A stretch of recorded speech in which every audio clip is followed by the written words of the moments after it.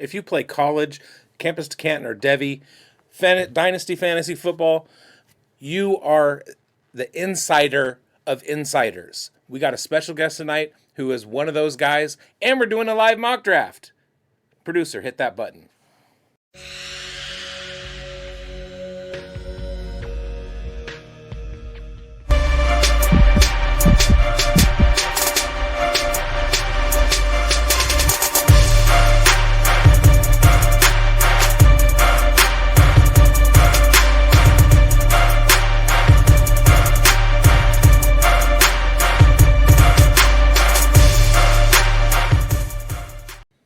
Welcome to another edition of the Dynasty Pulse right here on Fantasy Sports Advice Network and probably Talking West Tennessee 105.1 FM. We have a somber, bittersweet show tonight. We got a great guest. We'll talk about that in a second. But we are saying farewell to co-host Coach Retzlaff. Coach is doing his final show with us tonight, and we've loved being partners with you this whole time. And we just want to say thank you for your contributions. It's been awesome to have you along on my player profiler shows right here on FSAN, Dynasty Pulse when we were on the Undroppables and everything. Your insights, your questions that make people think about things that they never thought about before have always been very valuable. I am Bigz. I got Schultzy to my side. Coach Retzlaff is in the building. Chev is here. Grindberg is here. And thank you, Coach, for everything you've done with us. Man, dude, you guys are gonna get me real quick. Peeling onions, man. What you do repeatedly is emotional, and I just got other ventures going on that are happening, taking me on this path, and I firmly, in my plums, believe this group we will be back together at some point in some form and fashion. So absolutely, I know one thing: we've been at other platforms, and we ended up at this platform. I could see us working together in the future. So it's not like a permanent goodbye. It's just like, hey, some other stuff going on. And I'm very grateful for all our viewers and listeners at the Pulse. And I love you guys a lot. You always have a chair with us. Always. Always, man. Anytime you want on. But we got a guest that is waiting to get on to a chair here. And Schultzy, without further ado, we got a really an incredible guest. And yeah, it's the second time on the show. We had him on a couple of years ago, but this is an important one here for us here on the show. So can I read the intro? Yeah, let's get you to read that intro, Bigz. All right, we got a guest tonight. He's a longtime fantasy football analyst, founder of the Devy Royale alongside Jay and Christian. Devy Royale is your one-stop channel for all things related to college football, the NFL, Dynasty, Devy Fantasy Football. This guy, Jay and Christian, bring new videos every week discussing prospects, rankings, betting, mock drafts, and much more. They will bring you the insights you need to dominate. He's a veteran in the fantasy industry with well over a decade of experience, including previous work at Football Guys, friends of the show. Kevin has built a reputation as one of the sharpest, most process-driven voices in the Devy and Dynasty space. His film study, college to NFL pipeline expertise, and data-backed approach to rookie and Devy evaluation make him the ideal guest as we break down the freshly completed 2026 NFL draft and reset our rookie draft boards, which we're going to do tonight. Welcome to the show, at DuBois_22, Kevin Coleman. Yay. Yo!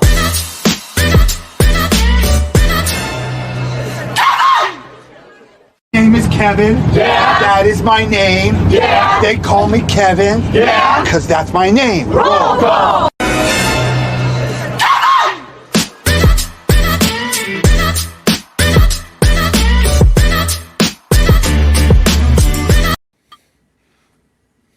Welcome to the show, Kevin. How you doing? Hey, man, I'm good. Now I'm getting nervous because you guys talk me up way too much. I'm not that smart. I'm not that good with that. But I appreciate you guys having me on. You guys run a good show program. I don't do this much anymore. I got too many kids running around. But anytime I can make time for you guys, I definitely want to. Kevin, really appreciate it, man. Yeah, I know we don't see you on the streets as much, but that's okay. You're doing your own thing, and we want to hear about that own thing that you're doing, and you're building a really big thing over there, and a lot of us are already tuned into what you're doing. So tell our viewers, if they don't know about you, what you got going on and what you built so far. Yeah, we started we started a brand, the Devy Royale, a while ago, but we put it on pause while we worked at Football Guys. We all got hired there, me, Christian, Jay. And then a couple years ago, we decided, you know what, this isn't fun anymore. We want to get fun again. We were kind of tired of getting told like what you can do and how you should do it. You know, all the little things that the big guys want. Like I hated that shit. So I decided, hey, you know what, let's just go full board into this. And so me, Jay, and Christian had just kind of went full board. We started a Substack. We always had a Patreon. We always had a lot of rankings and Devy and all that kind of stuff, but we wanted to go more.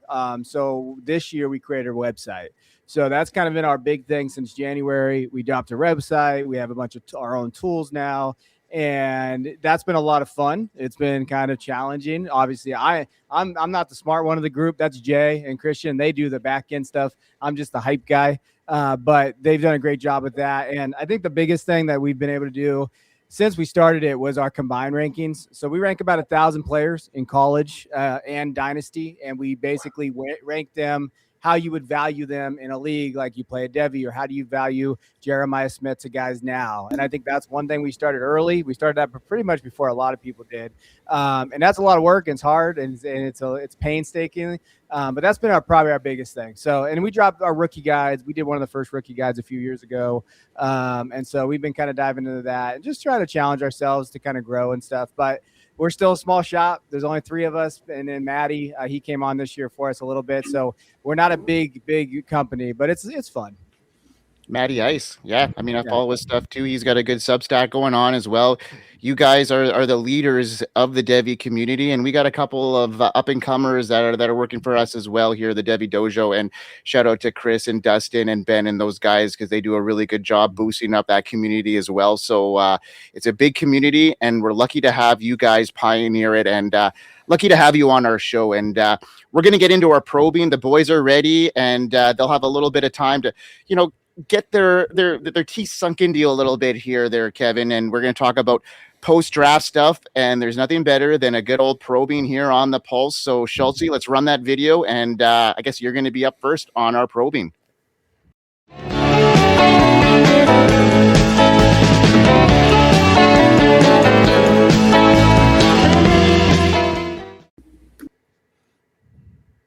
All right, I've got the honors here.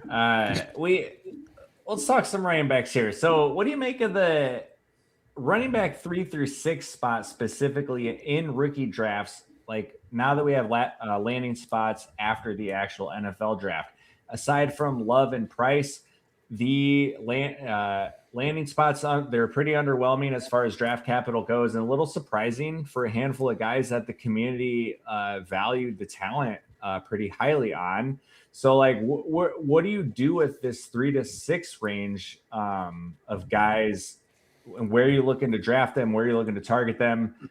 What do you do with this clump of guys who feels to have gotten knocked down a peg after the draft? Well, the easy answer is don't draft their asses, because at that rate, like where they're at and where the point is at, like where the value is at, it's really hard. Like you said, just a landing spot. Some of them are okay, but I think one big thing that we've seen, and we've seen this now really prevalent the last few years, it's really changed since I started.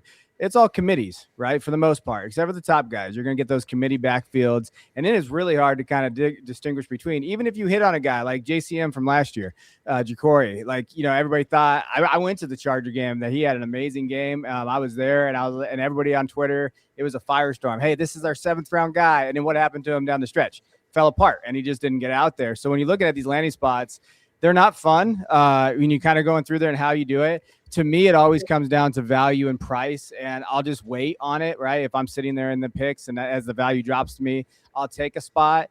I like, and I know we're going to talk about it a little later, but, Washington is an all right spot. I think that Katron Allen has a chance. Singleton, that's like a trap, I feel like, but I like it because I like Singleton prior to his last year before he came out. He should have came out last year. Like, it looks like Tennessee's a good spot because the contracts are there. Like, after this year, he could be their guy. But then Tony Pollard, as a Dallas fan, that dude's a merchant. Like, he's just going to be there, and he's going to be a pain. So, like, how much can you really trust those guys? So, like, the landing spots were not great. I think that I don't think it was necessarily too surprising where they went, because a lot of those guys had holes. Like Singleton, just didn't separate himself last year, looked bad. Then he broke his foot. That was huge for him because he really needed a good pre-draft process. The Senior Bowl killed him. Jonah Coleman always kind of had holes in his game. I think he's nice. He's just one of those guys that's just powerful, but that second step, the next level guy. Emmett was another one, and Allen too. I mean, Allen was fine, but nothing ever screamed like profile. Hey, running back one type guy.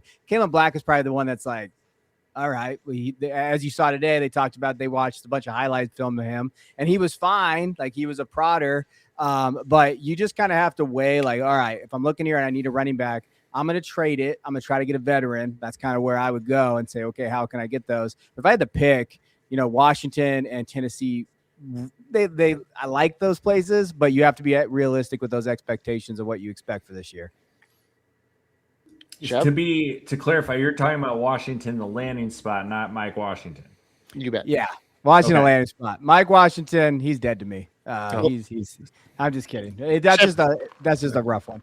Chev, you're a Tennessee guy. I mean, your Singleton outlook here. You want to comment on that and then head into your question right afterwards? Nick Singleton sucks. What was the question? No, there wasn't a question. I mean, the comment there. Oh, yeah. No, I mean, Kevin was all over it, man. I'm not watching Nick Singleton play football this year made me want to cry like several times. So for several different reasons. One, because I was all over him going into the season, and then, Fat Man just played so much better. And the reprieve that we gave Nick Singleton is, hey, he's super big and fast, and he broke Saquon Barkley's squat record, and he's this behemoth freak athlete. He made Feldman's freaks list. But the problem is, like, it goes back to the Moneyball thing that I reference often. And it's, if he's a good football player, how come he doesn't football good? And like, that's just that I can't make sense of it. If somebody shows me they're good at football, I say, I believe them. And when they show me they're not good at football and their teammates like, oh yeah, I'm way less athletic, but I actually know how to play running back, I believe that too. So with that being said, it leads me kind of into my question. So Kevin, what do you do with, and how do you value players with ideal landing spots? Like we've alluded to, God, we got to do something about this avatar. Like we've got to do something about this. I don't know if you sharpen the image or what. I don't even know where you found a picture of glasses. With me with glasses. I don't even wear my glasses most of the time. We've got to do something about this. Anyway, before I was so rudely interrupted by this atrocity, how do you value the players with ideal landing spots, but less than ideal capital, which is basically the running. This is to piggyback Schultzy's question, RB2 through 6 or RB2 through infinity in the 2026 class. Like, what are your thoughts about a guy like Damon Claiborne? It's not on a sheet. And then what's your interest level in Katron Allen and Nick Singleton and the Damon Claibornes? And like, do you even, I mean, I know you said you trade the pick. So, and then second part, we get a guy, tight end, that we've previously, me, you, and Wyatt, I jumped into you guys' thread about Sadiq. What do you do with a guy like Sadiq and his professional outlook? He gets the draft capital, but I know you had questioned the production profile previously. So, on like diametrically opposed situations, good situations, questionable players, good capital, questionable profile. I guess that would be the way. I mean, I don't know. I have a Keen Sadiq tramp stamp, so I'm probably not the person to ask about this whole Pam Kenyon Sadiq real tight end situation. But yeah, I would be curious to get your thoughts on how to parse through this class, because I think everybody's just kind of like standing around waiting for somebody to come save us from this class. Yeah. So, I mean, I think you and me look at Dynasty a lot alike, even though we might not share our thoughts the same way. Like, I think when you're looking at this class as a whole, like I say trade to pick is just kind of like as a joke, because if everybody's going to say that, you're not trading shit because there's no one on the block. Like you're not going to get it. Like it doesn't happen. Like I've been in leagues. I swear to God, if I have another person tell me that the pick's on the clock for 8 hours, I'm going to lose my mind, because it's just no one's trading for it in those situations. What I will say in terms of not the ideal landing spots. You're 100% correct that you're looking at it. So I look at it. I've reverted back this year in my leagues. It depends on where you're at as a dynasty team. So if you're a contender, and you really need a running back, right? And you miss out, let's say, I like Price, but I know some don't, but let's say you miss out on the first two and you're sitting there.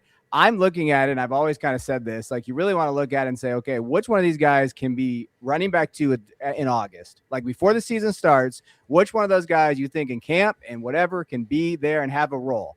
Damon Claiborne's a good example because he can catch passes. And I think that he can be that explosive back that they've kind of already looked for in Minnesota. And, hey, you can't predict injuries, but, hey, if there's an injury there, and we've seen that, if you're looking at it for older backs, okay, I can buy myself into taking Claiborne because if I'm a contender, if I know he's going to try to get on the field, that's great. If I'm not a contender and if I'm not even close to be contending right now, I don't think I take any of these backs, to be honest with you. I think I just move off and I try to take another position. Tight end is a position that I think you can get some really quality guys at. I think some of the quarterbacks, if you're looking for a value play, hey, I'll just take the value here. If I'll take a Beck, I'll take it's gross. I'll take an Aller. I'll take some of these guys that are out there from a value play perspective and just build that value up instead of reaching on positions that aren't going to help my team because a lot of these guys are going to get replaced next year. 2027 class of running backs is very, very solid. And I do think there's going to be a churn there at that position where we're going to see a lot of day two kids. So that's how I would look at less than ideal or landing spots that you like. Kalen Black is an interesting one though. I think that's the one that if you really wanted, you trust the Niners, you trust that system, he could be running back too. He could be and so that's another guy. I'm hey, I'll take a shot here. If I'm a contender and I really do need some running back depth, I'm going to look at it hey, he can give me something this year. And I almost play a redraft mindset this year. And he's way cheaper than anybody else right now. He's way cheaper than all those guys you talked about. And he's probably got the most direct path to relevance, honestly, when you think about the handcuff he has, and he's a professional. I talked about this on our live streams. He's a guy that had 7 top 30 visits. I know he didn't get invited to the combine, but they want to see his professionalism. He can take those assignments in the blocking. He could take those assignments and he can lead a professional right out of the gate. So I could see him being the RB2 right out of camp, like you mentioned, and the discount is incredible right now because no one sees him on the gate right now outside of the draft capital he got. And we're still talking about guys like Katron Allen and Jonah Coleman and all these guys that maybe aren't even in the same category right now as a path that Kalen Black could have. So great call there, guys. I like the Discord. And let's get into my question then, because we're sitting at the 107, Kevin, and Superflex. I guess the consensus top 6 feels pretty locked in. Love, Tate, Mendoza, Tyson, Lemon, and Price right now. That puts the 107 to the 112 range into some kind of the dart throw territory right now. Guys like Cooper, Simpson, Sadiq, Coleman, Concepcion, Stowers, even Singleton and Allen are being clumped into there. Guys like Antonio Williams is also being thrown into that category. Do you view this as one big similar tier, or do you look at this as a trade back tier, grab an extra second or a third and stand to land a comparable player? Or do you have one or two guys you like enough in that range you'd be willing to take higher than the ranked at that 107? So what's your take here on that range, and what are you doing in that sort of area in your draft right now if you have that capital? So my question is, because you guys are a bunch of degenerates too, because I've already been in a bunch of rookie drafts. Yeah. You talk about trading back. I can't trade back. No one will trade up for a pick. I can't get extra capital unless someone really likes Sadiq. If someone really wants to go up there and get Sadiq or Stowers in a tight end premium league, I've seen that. So the hard part for me right now is that everybody, it's almost like how startups are. Remember how everybody wants to trade back? That's the new thing that's happened the last few years. Hey, we're going to trade back and there's nothing there. I think in rookie drafts, we're starting to see that because I can't get extra seconds or thirds with the picks because there is a cluster. I think from 107, you can make an argument 107 to maybe 203, 204. They're it's the same guy. I'm just going to take who falls to me where the value play is. And that's where I'm really struggling with there. I think the one guy that you have on here, I think the two interesting guys for me, I think Simpson is an interesting one because I do think with these kind of players, you can draft Simpson and he's got a low ceiling, but he's got a pretty high floor as a value because he's a quarterback. He's in a system that people love, and you can just draft him. And if Stafford gets banged up, last year was the one healthy year he has the last few years. He gets out there. He looks okay. they hold their value more, right? So if you're really stuck in between, you're kind of that mid-tier and you want a value play, I think Simpson's that guy. And I still like Casey Concepcion, though. Like, I think that 107 to me, like, that's a great pick. And I think that he's going to get schemed up, a ton of touches. He's going to be in that role where he's just going to be that Zay Flowers type, give me the screens and get targets on a team that has a ton of issues. And I know their quarterback play, but I think he can just earn them and it'll be nasty. But you can really, from a PPR perspective, he's a guy in that range. If he's still there, I'm taking him. Coach, go. So you're saying, what you're saying is, if I'm hearing it right, Casey Concepcion is going to get steamed up. And we are talking about Cleveland. There it is. Let's go. All right. I love the take there too. I mean, it's one of those things where you have those pre-draft processes that you come into, and sometimes you just have to go about it the way you came in, right, Coach? And if KC was your guy and the situation may not be as green field as it once was, the talent's there. And some of these other guys didn't have great landing spots either, like Boston and Omar Cooper. So yeah, you got to go with that situation. And, Cleveland this year may not be that team, but in a year from now, they're building towards that. They got a couple good running backs, young. They obviously are building for 2027 here, drafting both, Concepcion and Boston. And I think they'll complement each other. And with Harold Fannin in that, I think this team, once they find their quarterback, could be ascending, and you never know, could be Taylor Green. Hey, Kevin, it may sound disgusting, but are you buying anything to Deshaun Watson being the guy and there being some kind of a recovery where it is going to be all right from a fantasy lens for these weapons who are newly added to Cleveland?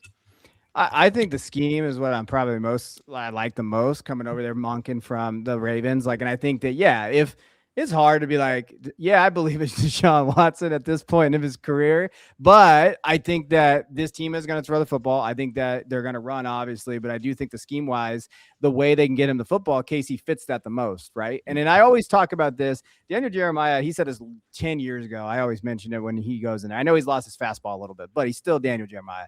He talked about, like, when teams draft guys with a purpose, you see them really do well in the NFL. I think this room drafted Casey with a purpose. And I keep going back to that. Like, they had that team building where they can get him the football.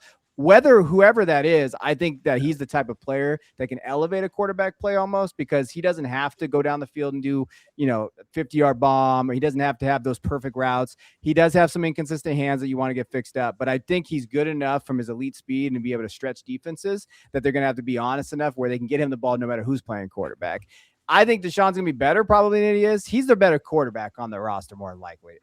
Shador just doesn't get it to me on that one. Like, I just don't see it there. We saw it last year. I think if it's anybody, it's going to be Watson. So yeah, you're 100% correct. I think Watson's could be good enough. And I think Casey's better than anything they've had there, even Judy, even these other guys, to where they can scheme him up enough to have an impact. Like, that's where I would lean 100%. Love it. All right, Bigz, let's get into your question, buddy. And I like it. Oh, you're on mute, buddy. Stupid dog. Kevin, if there's 3 things that we know about modeling, it's number 1, you got to be fierce. Number 2, you got to throw those hips. And number 3, wide receivers drafted in the top 50 of the NFL draft tend to hit more than than guys outside. We have the big ones, Tyson, Lemon, and Tate.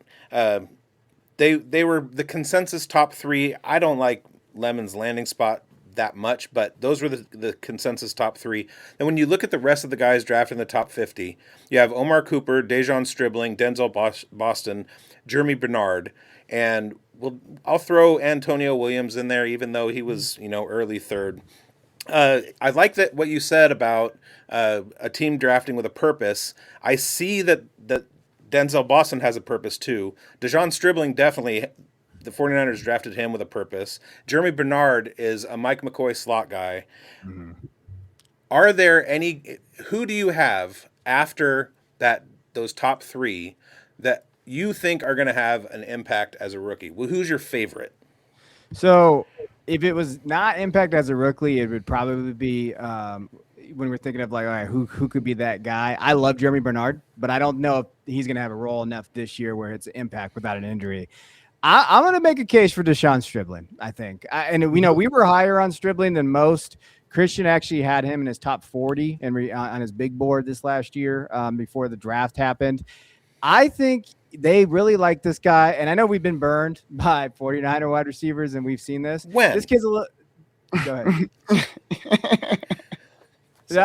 This kid's a little different. Like, I think when you're looking at like what he does on the field, just an elite athlete, right? I mean, you love his yards per route run over 2.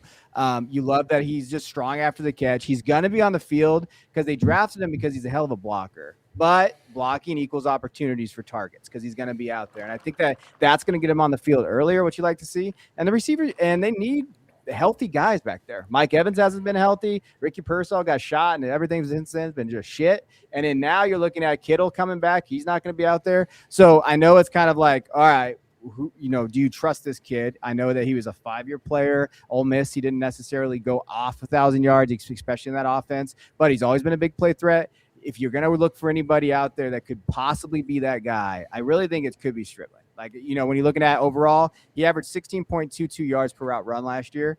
Jordan Tyson had 9.16. Mekhi had 14.82. So he was their guy. And I know it's an offense. I know it's a scheme. But if you were going to tell me, gun to my head, who do you think of that group could have a big year? I think Stribling could be that group because I think him and Brock Purdy look pretty good together. Okay. I agree with that. And we were talking about on our redraft show, and I think that this is a target. There's a couple other teams, and I even heard the Tennessee Titans were really interested in him, and they were going to invest high draft capital if they would have landed Love. So I think, his metrics, there's a couple things that they're looking for as a professional as well. And the draft capital, we certainly cannot ignore that at all here. And they've whiffed on a couple picks in years past, but I think you're right here, Kev.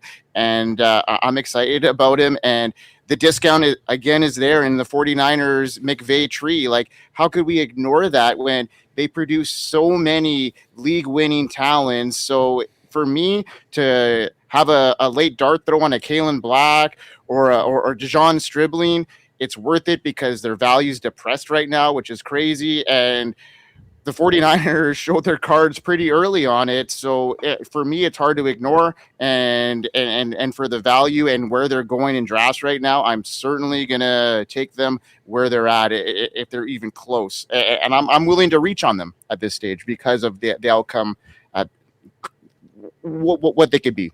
Coach? Yeah, for my question, going into the 2-1, Kevin, you're going to have the 2-1 tonight, right, in our mock. What players are you hoping, the 2 or 3 players, are you hoping are going to be there at the 2-1? And then at what point of this draft in this class are you sitting there saying, I'd rather just push my chips in and trade out for a 2027 pick? Hey, I want to get out of here. Is it as early as round 2? Is it somewhere in the back of round 2? Is it early round 3 where you're like, hey, I'm getting away, running away right away? An example being, I had the 3-5, 3-7. Chev took Justin Jolie. That was almost my firewall for players who I liked on the board. At that point, I was throwing up, disgusting, right? I'm sick. I get a trade partner. I just get out. 3-5, 3-7. Give me the 3 and the 4 and 27 next year. I'm out of here. I don't need anything. I'm done with this. Mm-hmm. Is there any point where you're just like, hey, I'm throwing my hands up and I am just out of here if you can get out of here? So 2-part, what do you like early round 2 there? And then at what point are you just like, this is too disgusting, I want to get out if I can? I say 3-5 has been my mark when I start looking at guys. If a guy like Oscar Delp's off the board, he was so good before because he was like ADP 999 and you could get his ass like late in the 3rd and 4th and it was great. But then now he's going up too much. And a guy like Claiborne's off the board. When I'm having to draft like Ted Hurst and stuff like that as the 4th wide receiver out there in Tampa Bay, I'm getting a little nervous. Jacoby Lane, those type of guys. So I would say just that second part, 304, 305, 306, you're kind of like, all right, I'm just going to back in, give me some 27 picks if I can get them in that range. As far as early second, it really, man, it just comes down to if it's pretty chalk, you're probably looking at like Antonio, Chris Bell, Jonah, the running backs, those guys in that range. And you're like, okay, what does it look like? So this comes down to like that ceiling play I've talked about. The guy that I keep going back to, and I know he's going later, is Stribling. I've gotten him at the beginning of the second, right? If you're looking at it from that perspective of what he can do now. And I'd really look at Dynasty as a value play, right? And so to me, if I'm early second, if I'm picking that early because my team's not great, a guy like Stribling is the guy I could flip. I'm always looking for. I used to do a show with Leo Pasiga. He's one of the smartest Dynasty guys I know. We're still really close. He always talked about having off ramps for players, even as soon as you draft them. Like, how many off ramps do you have for this kid? Like, and so when I look at the early second round picks, I'm looking at, okay, if I draft this guy, what are his off ramps? Like, can he possibly have that bump? Is he going to maybe be running back 2 on the roster right away? Is he going to do these things? And then you're thinking, okay, from a dynasty mindset, that gives me more off ramps. I can trade him, maybe I can move him, right? These are the guys that I'm looking at. So if you're drafting in that early second range and you need the value, okay, how many things has to go right for this guy to even get increased value? I'm worried about that. But if I have a lot of off ramps where they can actually get that increased value, I'll go after those guys. A guy like Antonio Williams is a great example. Like, I love Antonio Williams in a second because he could be wide receiver 2 right away on a great offense and with a great quarterback, and he might slip into that great role of the slot. The only knock on Antonio Williams, he can't stay damn healthy.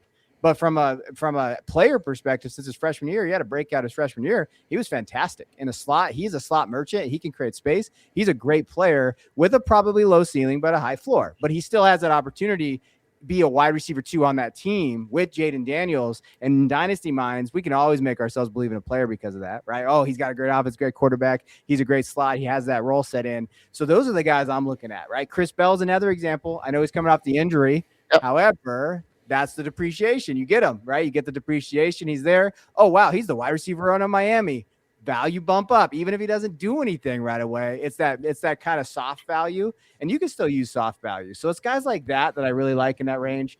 And I'm a Jeremy guy, so like I don't mind taking some shots on Jeremy just because I think he's a damn good football player. I don't know like fantasy wise what's going to happen, but I think he'll be out there a long time. So those are those off ramps I look at. I love it. I love the take on Antonio Williams because, and especially in a lot of teams that play a lot of 12, 13 personnel, Washington doesn't do a whole lot of it right now. And I think that where he could really play in is that slot role where, a lot of these roles are becoming obsolete a little bit more, and they didn't do a whole lot to improve their tight end room here in this offseason. Obviously Chig is there, but the draft didn't do a whole lot for them. So I think that this is a really good play for them, and the draft capital speaks it as well. So yeah, I love the call there on Antonio Williams, and I think we're almost ready for our mock draft, guys. But before we do that, got to shout out one of our sponsors here, and that's Fantasy Spin. And if you want a different kind of daily fantasy experience, Fantasy Spin lets you spin your lineup, make your picks, and compete in tournaments based on real player performances. Check the link in the description and the pinned comment. Use promo code PULSE. Deposit at least $10 and play at least one tournament to get $30 in bonus play. Support the network. Check out Fantasy Spin, and let's make some noise. So, Schultzy, let's get that board up there, and we're going to do a quick mock draft because a lot of our viewers are kind of in the middle of their mock drafts, or their rookie drafts right now. Some of them are starting up this weekend. More of the degenerate clans have already started theirs, but the majority of our viewers are probably starting this weekend or in the upcoming months. So this is a very important piece to their game. And Kev, you got the 101. We know that's pretty chalk right now. But talk about Jeremiyah Love's landing spot. Do you like it? People are bullish, bearish on it. I like the opportunity for the pass catching upside here. Maybe not the role right out of the gate because, there's a talent like James Conner there. But what's your outlook here? Obviously, it's going to be your pick as we get this game going. But talk about the landing spot of Jeremiyah Love and what you see there. Yeah, I think at first people will probably talk themselves out of it a little bit just because they're looking at the Cardinals, looking at that running back room. But if you go back to it and you just look at talent-wise, he's easily the most talented guy. And if you draft a guy, and it is the Cardinals. So if you draft a guy third overall, he better be getting your volume, right? If you roll out James Conner out there, I swear to God, Arizona, you deserve everything you get because why are you taking this guy where you're taking him in the draft? So for me, on the surface, I think Mike LaFleur going to be there under Kyle Shanahan, spend time with Sean McVay. You have to love that. I think Love's going to get an absurd workload. I think he is. I think he's going to be able to step right in. I think you're going to be excited with him. I think we're really going to have a fun time ranking him and Genty against each other. I think it's going to be fun to see kind of how those two like battle it out. And they're probably the next two, right? When we think of Bijan and Gibbs and those in range. But I think Love, it might be blasphemous, but I think we can vault Love ahead of Genty and Dynasty. I think that might happen after this year based on volume and based on what he can do. I think he's a little bit of a better prospect. That's where that comes from. But that's kind of where I'm at with Love. I think he's fine. I think he landed in a good spot. That offensive line's improving. They just got to get a quarterback, which is we could say for a lot of teams in the NFL. So the other part to that is that James Conner is only a $5 million cap hit if they cut him. The beauty about this is that say you're in a dynasty startup and you got the 112 and the 201. Schultzy picked up Genty and Love on that turn. Mm-hmm. I love that start. And what are your thoughts on that start? I think that there's an underrated value in terms of getting running backs now in Dynasty. I think we've flipped it a little bit now where you can really go after running backs now. Because as smart as everybody thinks they are, it's kind of a hive mind out there. So like everybody's like, oh, wide receivers, quarterbacks, build through that. We've seen that a little bit. And so, yeah, I think that's a great start. There's a lot of quarterbacks that are serviceable, even if it's 6-point passing touchdowns you can get later. And I think the QB position, I haven't been in a ton of startups this year because my wife's going to divorce me. But you guys probably have. The one thing I've noticed just from Dynasty Data Labs, startup ADP and all of that, QBs are slowly dipping a little bit.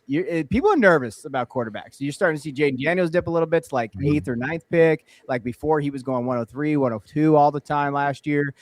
So if those quarterbacks are slipping, the way to kind of move it is take those running backs early. I think that's a great way to team build. I think it's fine to do it that way now.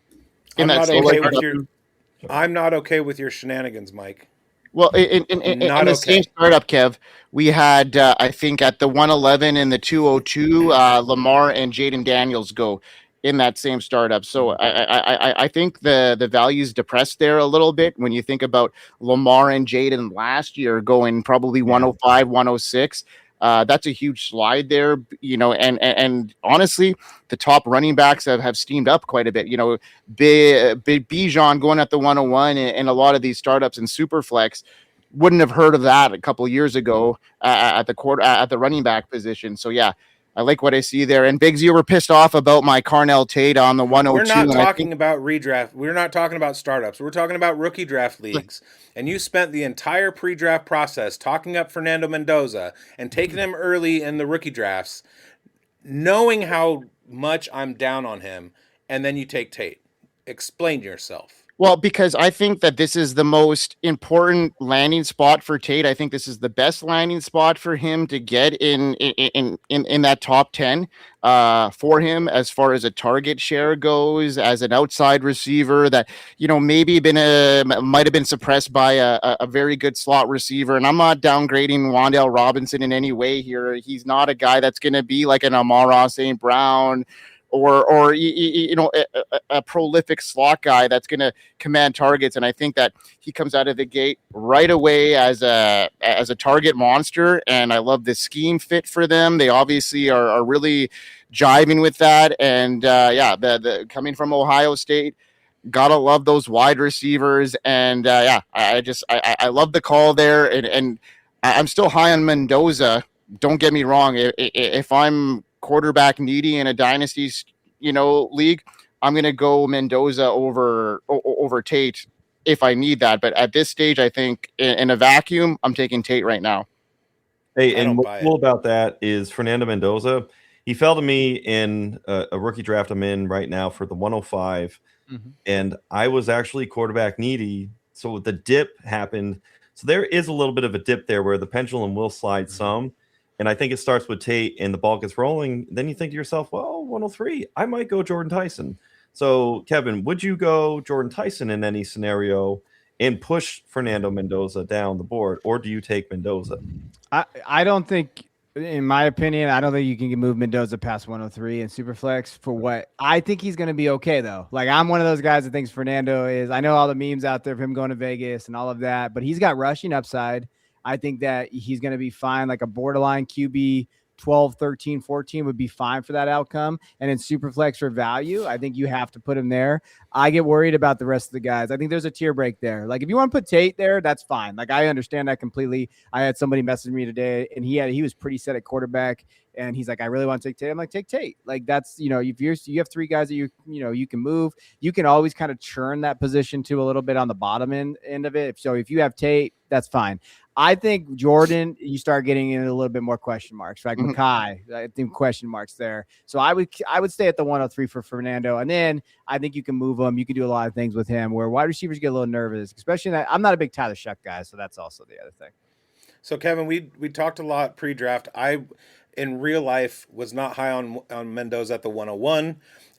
But I do like him in fantasy, especially in Dynasty over the course of time. I had another league mate that was trying to convince me to go ahead and take Mendoza, and I was like, I see him as a ceiling. Derek Carr with some wheels. He's going to be a top 14 guy. In fact, I put him at number 14 as far as like what his outcomes are going to be in the future. And for this year, if he does start game one, he's going to be in the 20 to 22 range. That's what I see. Do you see anything more dynamic in his game than that? Well, I mean, our comp and the guide was Kirk Cousins. So that's really what our comp was prior to the draft. I think they got to do, I know they have Brock and I know what they have there. And I think they've been okay in the wide receiver room. They got to give him a wide receiver 1 for him to really elevate himself, I think, into we're talking about like that 12, 13, 14 range there. This year, I think you're right on that projection. I don't think he's going to start right away. I think that he'll have a few games where, he's out there with Kirk's out there, and then Fernando will jump in. Probably the Jackson Dart thing with Russell last year. I think we'll probably see that.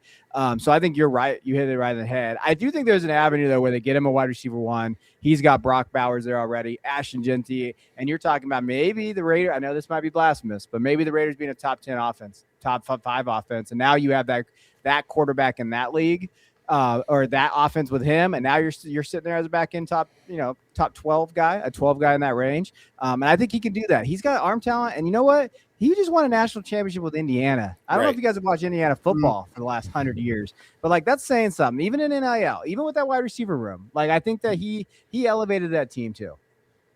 I don't like the Jalen Naylor shade, but. I like Naylor. He's all right. But like, what are we talking about? Like if we can get him a legit, and it's coming, 27 class has them. Like there's a lot of guys in that class that can get in there. Even maybe Charlie Becker, for example, Nick Marsh, he's on Indiana now. Like there's guys coming that's outside of maybe their range. I know Jeremiyah would be the pipe dream. But there's guys out there that can be in this offense. And I love their coaching staff now. Like they have the opportunity, definitely. Hey, Kevin, you talked about how elite the offense could be for the Raiders. Is there any path where you're seeing Michael Mayer as a top 12 tight end in combination with, of course, Brock Bowers? There was a path a long time ago where I was like, yes, Michael Mayer, where are you doing it? I don't think that in this offense he's going to see that. If he gets moved, I've been praying he was getting moved for the last 2 years though. I feel like he has an opportunity. I don't think that he can get in this range with Bowers and these guys in there, but I do think that if he ever gets moved, I'm buying again, like, because I just who I am. I think that he can definitely be one of the top 12 guys out there. It's just an interesting situation. I just hope that he moves on after this year. It's so bizarre because it's like the Zach Charbonnet of the Seattle at the running back position, but with the tight end where he got nuked. So it's the oddest thing. I love it. I want to get your opinion here, Chev, on Jonah Coleman going to the 207. I seen him go as high as the 112. You were a big RJ Harvey guy headed into last year, and you were pretty high on Jonah Coleman. You like his bowling ball, Doug Martin style running game. So what's your take here on Jonah? Is this a value here at the 207? That's an automatic head to the podium grab, obviously, and what's your take here? Is he the kind of the RB3 for you right now? Is there anybody higher than that, or what's your take on that right now? For me, it's about as good of a landing spot as you can ask for any of these running backs. If they're not going to get, if you can't create like a path for them to be a workhorse. With Sean Payton's offense, I think people misunderstand the way that the roles function. And I think that there's a clear advantage for anybody who's paid attention to the way that they've deployed their running backs for the 17 years that he's been a play caller and a head coach. So they gave J.K. Dobbins a bunch of money. It's front loaded so they can get out of it if he gets hurt again, which he's gotten hurt every single year that he's been a professional. So for me, I think that with Jonah Coleman, you have one, what he was as a player. I mean, his 1.7 yards per route run his senior year, he caught 30 balls. So you have the versatility that you would like to see. Is he a home run threat? No. But, I mean, C.J. Anderson wasn't a home run threat, and he's also, I mean, he turned in a pretty good career. And that's kind of what I see with him in that uniform now, just a bowling ball, really tough to bring down, but way, way more elusive. Like more athletic Cam Scatterbo is the way that I look at him. And you saw Cam Scatterbo have immediate success. So I think that going into 2027 with him and RJ Harvey kind of functioning as the Joker, more of a gadget than we would like because everything in his profile said, hey, I can't run between the tackles. Now you have two guys in Jonah Coleman and J.K. Dobbins whenever he's healthy that can function between the tackles. RJ Harvey can function more as a satellite back. You get him out in space. You're creating those opportunities for him. So, yeah, I love Jonah Coleman. I love Jonah Coleman going to Denver because it's a good offense with a good offensive line. He's a skill set. He's a skill fit and a skill position match. He could play the Mark Ingram role that's been so prevalent in Sean Payton offenses since the beginning of time. Love it. Kevin, what's your take on Jonah Coleman landing in Denver? Are you agreeing with Chev here? Do you like the upside?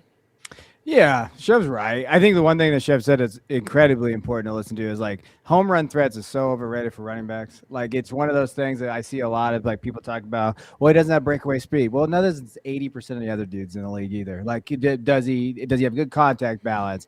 And the thing about Jordan Colton's profile that you have to love is like he became such a better pass catcher. I've been watching Jonah for a while because he's from Sacramento. I'm out here in California where I'm at.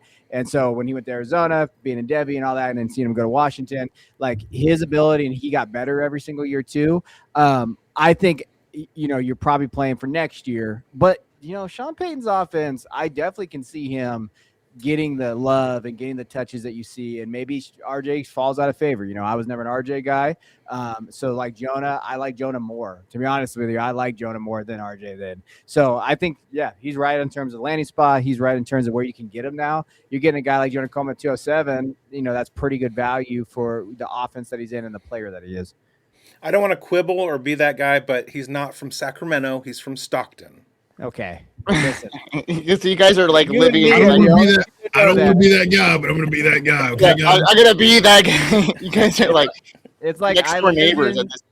I live in Fresno, but I really live in Chowchilla. But no one knows where the hell Chowchilla is at, so I have to say Fresno. I know where Chowchilla is. Or there it is.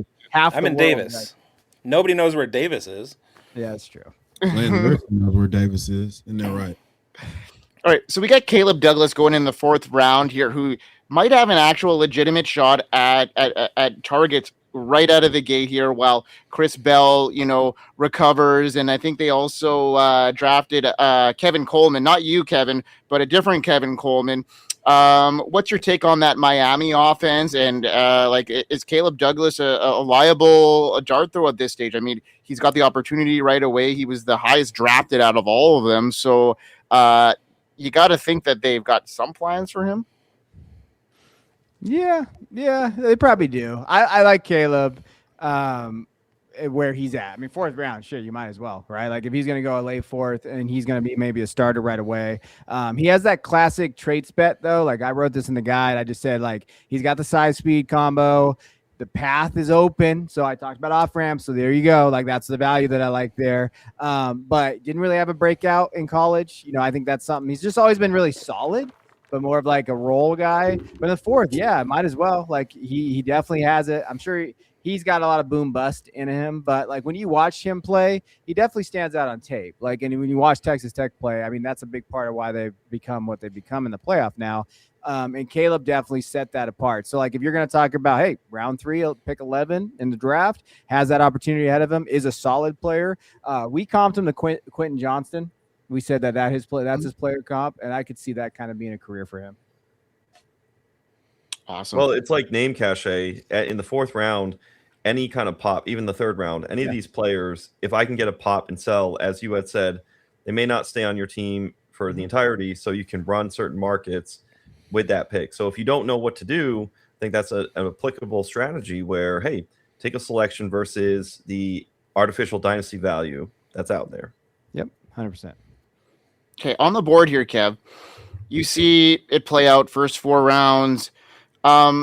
Any surprises here that stick out to you right now? Any values that you see right now as a guy? I mean, Stribling, we talked about him earlier in the segment here, and he went at the 112. So I don't think he's a discount at this stage here. That's pretty heavy draft capital, to be putting into that, going ahead of guys that we mentioned like Antonio Williams and Chris Bell. So what's your take on Stribling going that early? But any values you see here as a board develops? I'm kind of curious to see what your take is on Skylar Bell landing in Buffalo and going at the 308. I think is that where Coach got him, or 306. Is it funny? Like, I was looking at this board right now, and like I'm thinking about my rookie drafts.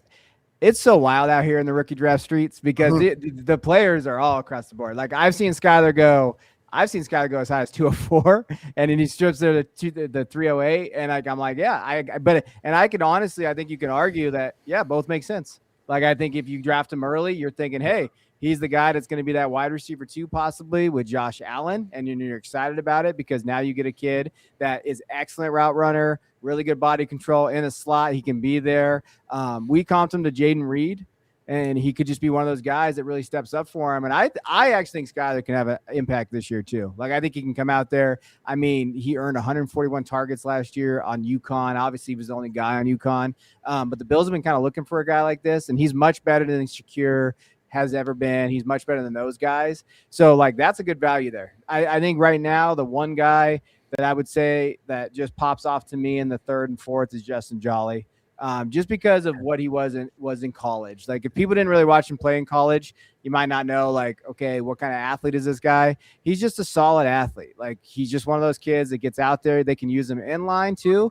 I mean, he's not a great inline guy, but he can do it. And I think he's athletic enough to really be out there, like just a natural pass catcher, and create after the catch. And then the role, the Joker role, like just get him in it, right? Just have him go. So like if you can get a guy like that in this class in the 3rd or 4th, I think that's a value too.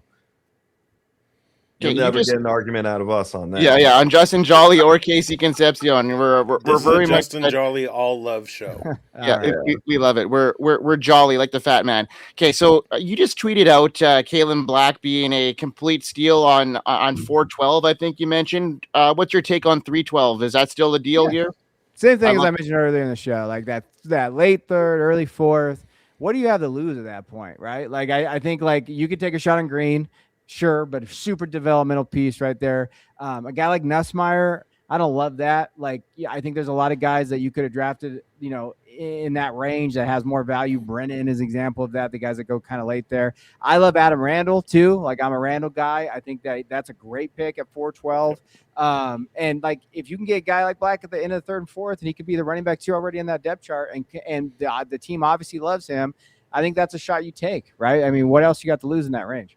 So Nussmeier was an auto pick, so we won't hold it against that guy. I'm looking at California Cool's draft, and this is my favorite. So ostensibly, if you're drafting from the number 12 position in a rookie dynasty draft, you won the league, basically. Yeah. I have a league, the Listeners League, the DTC Listeners League with Byrne and all the Fantasy Cares guys. I won the league last year. I'm sitting at the 112, 212, 312, 412. If I won the championship last year and I come out of this draft with these guys that we talked about already earning a spot in year 1, Stribling and Black, I'm higher on Bernard than you are as far as his ability to get on the field this year. I think we both like him as his profile. And then Adam Randall he's an injury from a 30-something-year-old Derrick Henry with lots of mileage away from stepping right into that role of an oversized dude who just runs away from people. I think if I come out of my rookie draft this year with those 4 guys, I am over the moon. Yeah, I would tend to agree.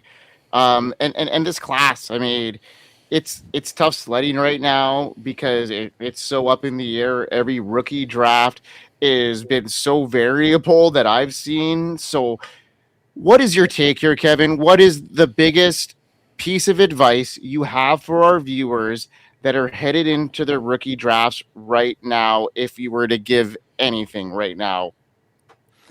Draft Jeremiyah Love. No, I think the biggest thing that I would say is know where your tiers are. So like really when you're looking at kind of how those tiers look, 101 tier, 102 to 103 I think is a tier, and then I think 104 to 106 is that like tier range depending on what you think of the tight ends. If it's tight end premium, I could see you moving that a little bit to 107.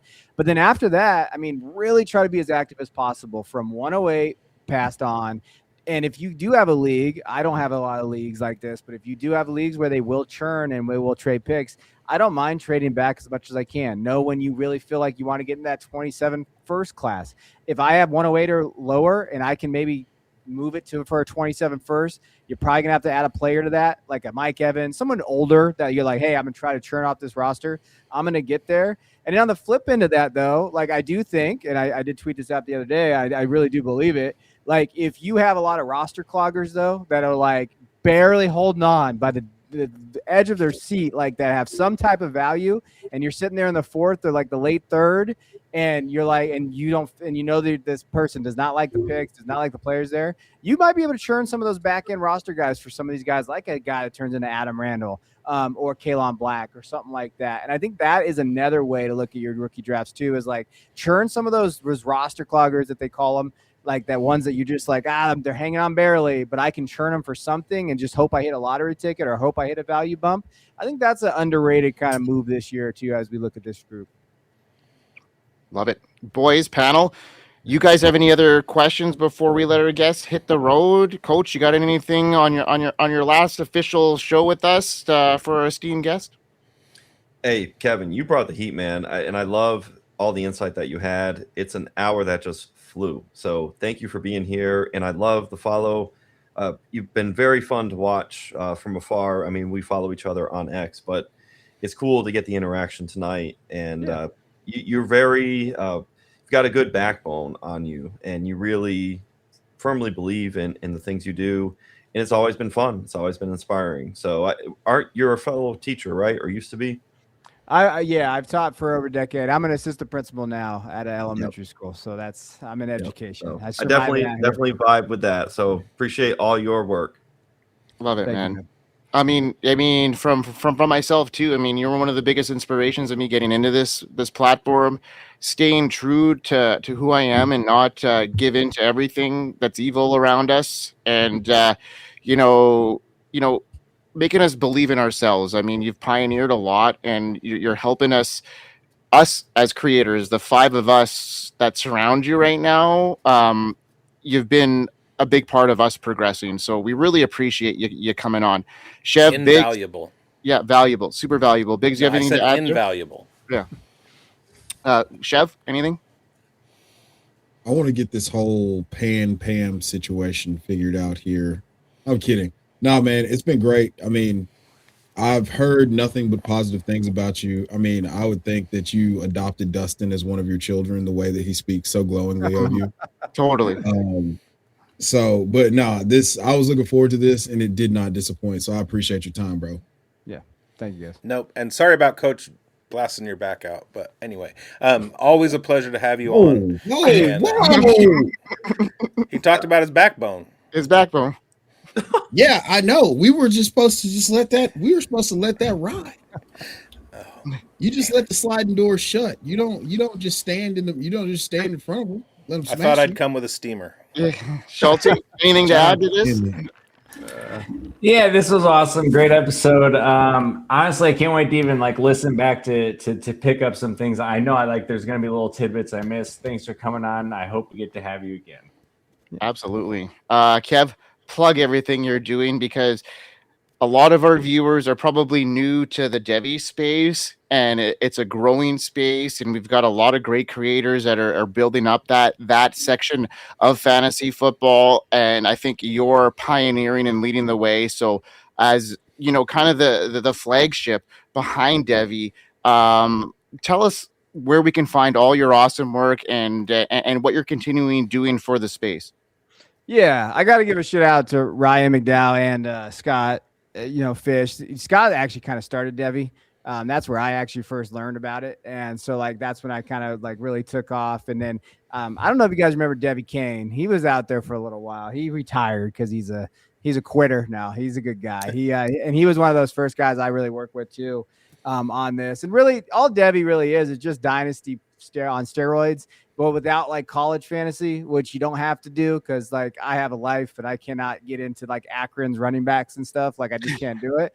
And so like really I was just looking for another avenue of like, hey, can we draft some guys in college and just have them on my roster and be tradable assets? And that's really what it is. We do a lot of dynasty work too.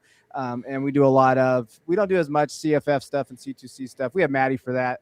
He's more of a degenerate than us, but yeah, you can go check out our website, the Devy Royale, and it's the Devy Royale XYZ. It's out there under that. You can find all the stuff out there.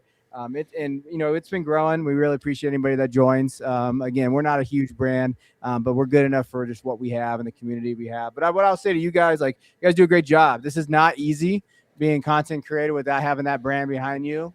It's super hard. And it's one of those things that not a lot of people get, credit for, but doing this and coming out and making content and doing it for you, as long as you stay true to yourself. I didn't do that.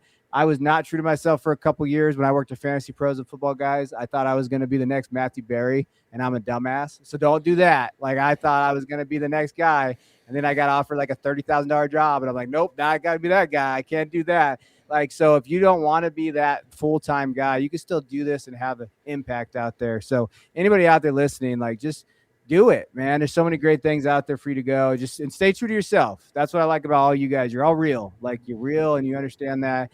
That's why I've always, and Dustin too, like those guys are real people. Like, and they're not just trying to get followers and subscribers and stuff. That stuff will come, but people can see through it, not being authentic.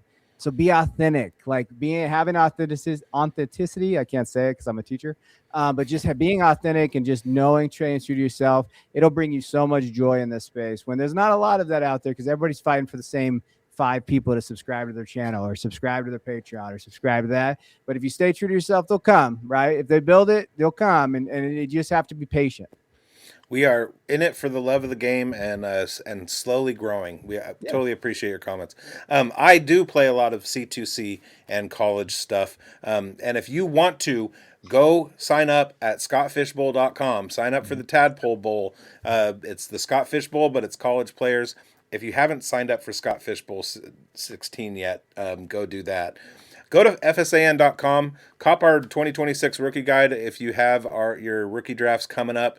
And follow us on all the places. Blue Sky, these guys on Twitter. Like, subscribe, hit the bell, all of the good stuff, and we hope you win. Yeah, man. Thanks for coming out, everybody. What an incredible show. Yes, like Bigz mentioned, be sure to get our next edition of our rookie prospect guide that is dropping tomorrow on the network. We worked hard to get those outlooks out. The Devy Dojo crew, the Forecast crew, we worked really hard to get that second update out to everybody. So the grind is on, and we continue to grind here. So love everybody. Appreciate everybody from tuning in, and we'll see you next time on the Dynasty Pulse. Probably the best episode we've ever done. We've all been there, watching a can't-miss rookie bust while your rival scoops up the next superstar on waivers.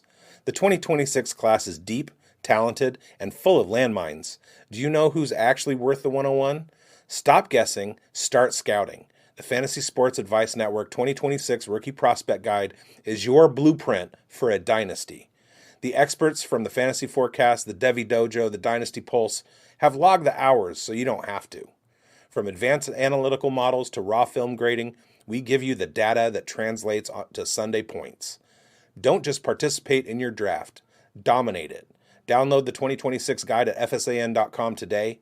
Your championship starts here.